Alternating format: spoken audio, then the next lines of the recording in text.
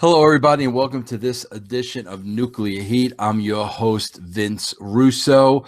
You can find me on Wrestling Inc. on this show on Thursdays and also Monday night when I'm part of the panel that discusses the Raw show as soon as it's over Monday night. You can catch that right here at WrestlingInc.com. I also have a broadcasting network called the VinceRussoBrand.com where I do video podcasting 6 days a week, 2 new interviews every week. You can find that on VinceRussoBrand.com. Now, listen, last week I came on here and I talked about the lack of storylines and characters in professional wrestling. And I tried to explain that just by the announcers saying that a performer is a character doesn't make him that character if he doesn't act like the character they're saying he is. The case in point last week was Dean Ambrose. When I referred to the fact that they keep referring to him as a lunatic fringe, but he's not doing anything that makes him a lunatic outside of jumping through the second rope, which I claim that I myself at 55 years old could do. Now, listen, I'm not going to sit here and take any credit, but maybe some people are listening because this week on Raw, we saw Dean Ambrose act like a lunatic by finally calling out Brock Lesnar, and when all is said and done, he gave him the low blow, and one of the announcers said, I guess that's why we call Dean Ambrose a lunatic. So, maybe somebody's listening, and if they are listening, it's a good thing, because I told you, I only come on here every week and speak the truth because I want wrestling to gain back the audience and the popularity that it once had. I was privy to a time before I got in wrestling where, quite frankly, it was a lot better than it was now. The Attitude Era was a lot better than it is now. So now, basically, as a fan and a critic, as somebody who's been there and done that, I like to sit back and I like to see what's going on and try to pinpoint, based on my experience, where it's lacking and why it's lacking and what's going on. I also would like to mention that I said a couple of weeks ago, according to Dean Ambrose, when he was attacked by Kevin Owens and they went to him in the back and he said, I'm going to get Kevin Owens, and then he never did. I basically laid out very simply, you can't have a baby face say he's going to do something and then not deliver it, because what happens is the fans of that baby face lose credibility in that babyface. A babyface should never say he's going to deliver a promise and not deliver it and not follow through with it, because in the case of a babyface, he loses his credibility. So what did Raw do this week? Ambrose said, I'm going to get Lesnar. He got Lesnar, and on the ramp, he even repeated to Reigns, I told you I was going to get him. So maybe somebody is listening, and if they are, that's great, because, again, listen, I'm not in the fire. I'm not in the trenches like I used to be, writing a show a week. I know how that gets, and I know sometimes you really lose sight of the shortcomings. I know we used to, be in the trenches, but here's the difference. I would then go home and watch Raw during the week, and where we made mistakes, I would take notes to make sure that those mistakes weren't made again. Quite frankly, I don't think that's happening, today. I really don't, because I keep seeing the same mistakes made over and over and over again. And listen, man, the wrestling business has changed to the point that it really is no longer wrestling. And that has nothing to do with me not working in the industry. That has nothing to do with me being bitter. That has everything to do with me being a fan of the business for over 40 years. Listen, I've been a baseball fan for over 40 years. I don't sit here and say baseball has changed. It hasn't changed. It's still the same game. Nothing has changed. When I look at wrestling, it's not the same game anymore.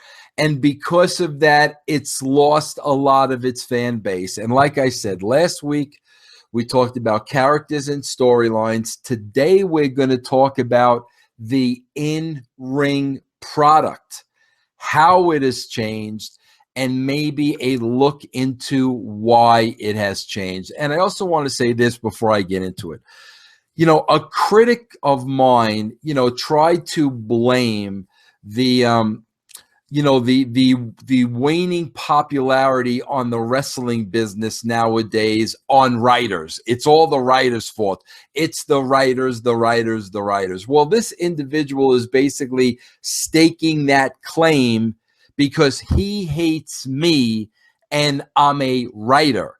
But the fact of the matter is, when you look at TNA, when you look at WWE, there is less writing in this show and less storylines and less character building as there has literally been in the last 15 years. So the problem is a lack of writing, not that writers are involved in the process. Again, that's a shot at me. Writers are the problem. It couldn't be any further than the truth. The problem with the writers is they're not doing their job. It's not that they're doing their job and they're killing the product. They're killing the product by not doing their job. And let me point this out as far as this individual is concerned. I hate to bring you all the way back to the early 70s, but when we look at Memphis, USWA, Andy Kaufman, the actor, writer, comedian, was involved in probably the hottest angle or one of the hottest angles in the history of the USWA in Memphis. Andy Kaufman was a writer. That's what he was. He was suggesting that. He was cutting the promos. They were using writers back then. So the argument that, writers being so heavily involved today are killing the product is ludicrous. They're killing the product because they're not involved. Because if writers are killing the product, then how do you explain 1999, 1998, 1997 when Ed Ferrara and myself were writing Raw and it got the highest ratings it ever got? We were writing that show week in, week out. Writers were writing the show. So the problem today isn't the writers. The problem is the writers are not doing their job. That's the creative end of it. Now let's break down to the in-ring action. What's going on in the ring that's different and why it's different. And again, I'm going to base a lot of this on my experience. When I first broke into the WWE, I think it was on a full-time basis in 1994. And I started going to shows. I made it a point to sit back and observe everything that was going on because I wanted to understand the business from A to Z. So I got a hands-on education that a lot of people that call themselves experts in the field never got. And let me tell you something too. You're not an expert in the field if you work on an independent level, because things aren't done on the professional level the way they're done on the independent level. Why do I know that? Because I worked independent shows and I also worked in the WWE. Business is not conducted the same.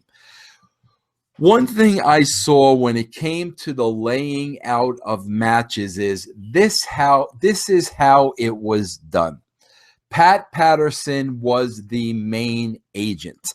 He had, let's say, the important matches. Now, if you know the history of Pat Patterson, you know the guy's a legend in the business. You know he was a great ring psychologist. Go back, look at footage of Pat Patterson in the WWE, and even prior to that, when he came through the system through San Francisco. Pat was a psychologist in the ring, not so much of a technician. He was a good wrestler, but it was really the psychology of the match. So due to that psychology, you know, he was more or less the head agent. So say there was a match booked that night between Bret Hart and The Undertaker. What would happen, just so you understand how this works, because this is a lot of stuff that people don't explain to you. We would write the show, we would book the match, we would book, you know, what we needed the finish to be. You then go to the building, you have a production meeting where everybody is involved in this. Everybody that has anything to do with television, you know, the producer, the director, the lighting guys, the sound guys, you know, everybody that has anything to do with the show, including the agents. Once that meeting breaks up, then you have an agents meeting. And in the agents meeting, as a writer, you get into a little bit more detail what you're looking for, especially what the finish needs to be. The agents ask all their questions at that point. Then you leave that meeting and the writer and the agents are on the same page. Now, here's where I would sit back and I would observe Pat Patterson. What Pat would do is he'd go to Bret first and he would take Bret aside and the two of them would go, you know, sit on a golf cart, go for a walk, sit down, have a cup of coffee. And Pat would basically say to Bret, okay, you have a match tonight with Taker. This is what they're looking for in the match. This is what they want the finish to be. And he would have a conversation with Bret. The professional wrestler and the professional agent would then talk and he would get Bret's ideas. At that point, Pat would then go find Taker and have the same conversation with Taker. This is what they're looking for. What's your input? What would you like to do? What do you think would be best? Then at that point, Pat would bring Bret and Taker together. And the three of them would go over the match in detail. And they would all be on the same page and they would all be held responsible for that match. That's how it worked the first 5 years that I worked at the WWE. Now, I'm going to go past the WCW because I was only there for 9 months. So quite frankly, I never really got a feel for how the agents worked with the talent. I wasn't really that involved because I was fighting my own battles. And quite frankly, you know, being there for 9 months, I really didn't get a good understanding that everything was being executed the right way. So I'm going to go to TNA, where I spent, you know, a good 10 years of my career in TNA, and I'm going to explain to you how things changed and why things changed. But here's where WCW plays an integral part. Before I went over to WCW and Nitro was winning in the ratings, a lot of luchadors were brought over by Mexico, and a lot of times they opened the show, and it was a cruiserweight match. And this was almost separate from Nitro because these cruiserweights did not do what the majority of the other wrestlers did. This was a car crash, high risk maneuver, high spots. coming off the top rope to the outside. Very little psychology in these matches. It was action-packed, non-stop action from the minute the bell rang till the bell ended the match. It was not your traditional wrestling match. Now, this is how they worked in Mexico, but this wasn't traditionally how they worked in the States. So it kind of started with Nitro, the opening match being the Cruiserweights. Then when we saw that happening in the WWE, we decided to start a light heavyweight division. And basically at that time, Brian Christopher was brought into that division, and also Taka Michinoku was brought into that division. And, Taka did some unbelievable things that nobody else could do. And when he did them in a show, it was special and it stood out. And you remembered it because the traditional wrestlers were not having matches like that. They were having matches that depended heavily on psychology. Pat Patterson was agenting those matches. Those matches were crafted to make you believe this was a real fight. So the light heavyweights were really kept separate from the heavyweights. Okay, that's how it was conducted. I go to WWE, and all of a sudden there's an X division. And I got to be honest with you, the first X division I ever saw at TNA was on their very first show. And it was a 6-man match. And I remember Jerry Lynn was in the match. I remember AJ Styles was in the match the first time I ever saw AJ. And this match was absolutely phenomenal for this type of a match. And it was an X division match. It wasn't a traditional wrestling match. Well, what would happen at TNA is slowly but surely that one X division match would now turn into 2 X division matches on the show. And a lot of the old school agents did really not know how to lay out an X division match. So basically what they relied on was the talent of the X division matches laying out those matches. And let me tell you what I would see. Now the agent would get the match from the writers. The agent would go to the X division talent and say, okay, this is what we're looking for. This is the finish they would need. Then the agent would leave. The agent would then let the X division wrestlers come up with the match. And here's what I used to see all the time in the back, because I wanted to understand the process and know what was going on.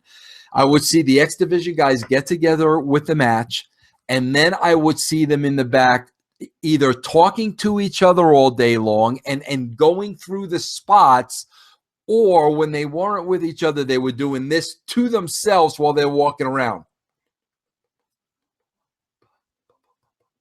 They're remembering all the spots in their mind, and they're doing this all day long. Now, as a writer, what I'm realizing is they are spending so much time going over, remembering the spots in the match, that they're going to throw their character completely out the window. They don't have the ability to understand how their character needs to act in the ring, because they're using all that brain space and the brain capacity to memorize all these spots. And sure enough, that's what would happen. They would go out, have a spot fest. They would not define their characters through their actions and through their emotions. Thus, they didn't have a character. And all of the X division wrestlers became the same. They all came out of the same mold, where they did this incredible stuff in the ring, But when it came to character development, there was no character because they couldn't do both. It was too much to remember to sell the character, get the character over, and remember these 100 spots that you were going to do in the ring. So it was very difficult to get the X Division characters over because of lack of character. So basically, this went on where the X Division wrestlers laid out the matches themselves because the old school guard and the older agents that were there that were raised on more of the psychology of a match did not know how to lay out the X Division matches. Okay. Since then, there have been two things taking place, and I'll tell you what they are. Number one, the X Division wrestlers now, some of them have become agents. Shane Helms was more or less an X Division guy who has now become an agent and is now agenting some of the heavyweight matches. So what Shane is doing is he's bringing the knowledge of what he knows now to the traditional wrestling matches. So now the traditional wrestling matches are becoming more X Division style matches. Over at the WWE, I know Jamie Noble, is an agent, and he's doing much of the same now as an X Division wrestler, and that's the way that he was trained. He's now bringing that over to the more traditional matches and adding the X, or the lucha style more in the traditional matches. But here's another thing that's happening in the WWE, and I'll tell you right now, and it's happening at TNA too, and it's happening across the board. I was watching an Attitude Era show, the June 1st, 1998 Attitude Era show. You can go watch it for yourself if you like. And Vince McMahon made a very telling statement because in this show, up top, he fired Dude Love.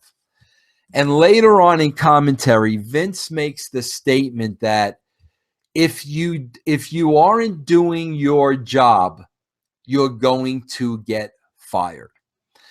And listen, I got to be honest with you. When I was working for all three companies, I knew my job was to get ratings by any means necessary.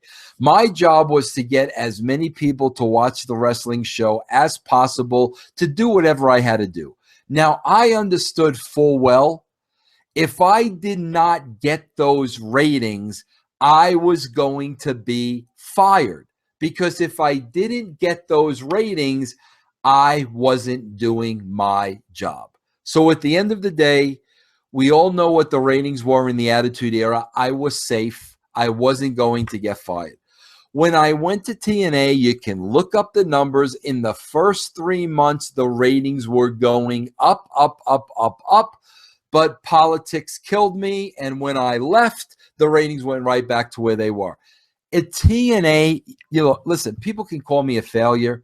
They can call me whatever they want. We had the TNA numbers up to 2 million people a week. TNA right now is at somewhere around the 350,000 viewer mark. So basically, since that time, the ratings have gone down drastically in TNA, and the ratings have gone down drastically in the WWE. The numbers are there. But here's the funny thing. With both companies, the same writers are writing the show. Obviously, in the WWE, it's Vince McMahon, so you can't do much. But the same writers are writing the show, and the same agents are laying out the matches. The ratings continue to go down. Somebody is not doing their job.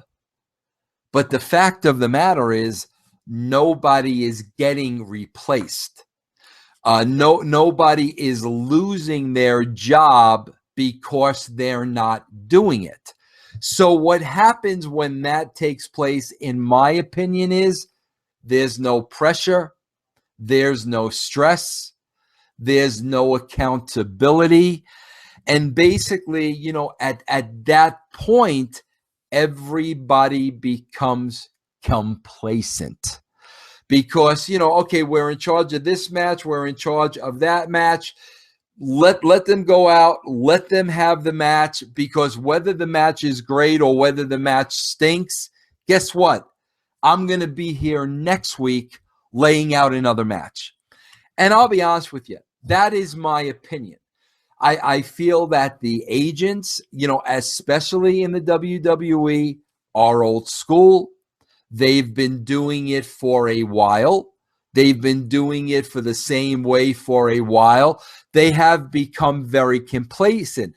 The more complacent they get, the more tendency they allow the wrestlers themselves to lay out the matches. And the younger wrestlers, listen, whether they were influenced by Lucha, whether they were influenced by New Japan, whether they were influenced by video games, the younger wrestlers that are coming up, they want to do all the flip-flop and flying, and they don't want to do the traditional wrestling psychology that is what the business was built on. So the more you have these agents that are tired, that are complacent, that have been doing it forever, that there's no accountability, their jobs are not in jeopardy, they're letting the agents, they're letting the wrestlers lay out more and more and more of the matches. And quite frankly, the casual wrestling fan, that's not what they're fans of. That's not what brought them to the dance. I'm going to go back to baseball. I've been a baseball fan since I'm 12 years old. If all of a sudden this year they decided to change the game of baseball, I might not be a fan anymore. If the fundamentals of the game that I love so much were changed, I might not be a fan of that game anymore. Well, the fundamentals of wrestling have changed, and they continue to change. And the casual fans that were there for pre-WrestleMania, WrestleMania, the Attitude Era, 15 years later, they're not there anymore. Why? Because the game has changed. Why has the game changed? Agents have become complacent. They are allowing the wrestlers to get more say-so and more input in their matches. The more wrestlers that come up through the ranks, the more of this Lucha, X Division, New Japan style, you name it, that's the style that they want to do. Unfortunately, what they're missing the boat on is a lot of people bought into wrestling because of the characters and because of the storyline. So now, if you eliminate characters, if you eliminate storylines, and you change the nature of the sport, you're going to lose a lot of fans that watched for the characters, the storylines, and the psychology of the match. And that's what's happening, in my opinion. Now, listen, I'm not in the fire every week. These guys are. That's why I'm able to take a step back and look at the big picture as to what's happening here. And in my humble opinion, this is what I see happening. I don't see any light at the end of the tunnel. It's funny. This is what I don't understand. Titus O'Neil, playfully grabs Vince McMahon. Vince gets pissed off and suspends Titus O'Neil for 3 months. But yet there are clearly agents and writers and producers that aren't doing their job. but yet they're there week after week after week, and you're going to suspend the guy that grabbed you. Listen, it's complacency. That's what it is. The WWE is a conglomerate, right? Now it's a publicly traded company. It's a huge organization. It's not Vince and Linda McMahon anymore. So, a lot of stuff falls through the cracks. They're not looking at things as closely as they once were. They're still making money with all the other revenues that they have. And man, let's face it, the money they pull in from WrestleMania is ridiculous. So quite frankly, they're complacent. And, that's what's happening. And my deal is, I never doubt that the WWE is not making money. I know they're making a boatload of money. But my argument is, how much more money would they be making if the product was up to par of the WrestleMania era, of the Attitude Era? And, the excuse of the peaks and valleys. The Attitude Era was 15 years ago. So what are the peaks and valleys now? Come every 20 years? Between the peaks and valleys, between the landscape has changed, between, cable isn't what it used to be, between yada, yada, yada, yada, yada. The fact of the matter is the product is not as good as it used to be because the product has changed. It is a different product. It is not the same. And that's it. That's my views and opinions based on my experience in the business, based on what I saw evolve through 3 different companies. If you don't agree with it, that's absolutely fine. But like I say, when I come here, okay, my point is I'm not looking for a job by the WWE. Listen, I don't think I would go around criticizing the WWE if I was looking for a job. There are many other shills on other wrestling sites that are looking to work for the WWE, and it's noticeable in their writing. So the way for me to get a job at the WWE is to not say your product stinks. So there's no intention of getting a job there, TNA, any place. My intention is to try to bring back the audience that has been lost. Because I'll say it again, the more people that watch wrestling, the more the business thrives, the more the boys thrives, the more the companies thrive, the more sites like mine thrive, and we all live happier ever after. It's that simple. It's business. The more popular we are, the more customers we have, the stronger our business. So that's it, everybody. Listen, as I said, tune in Monday night right after Raw, right here on WrestlingInc.com for our Raw review. Check out VinceRussoBrand.com. 6 days of video podcasting each and every week. Thanks for joining me, everybody. Have a great day.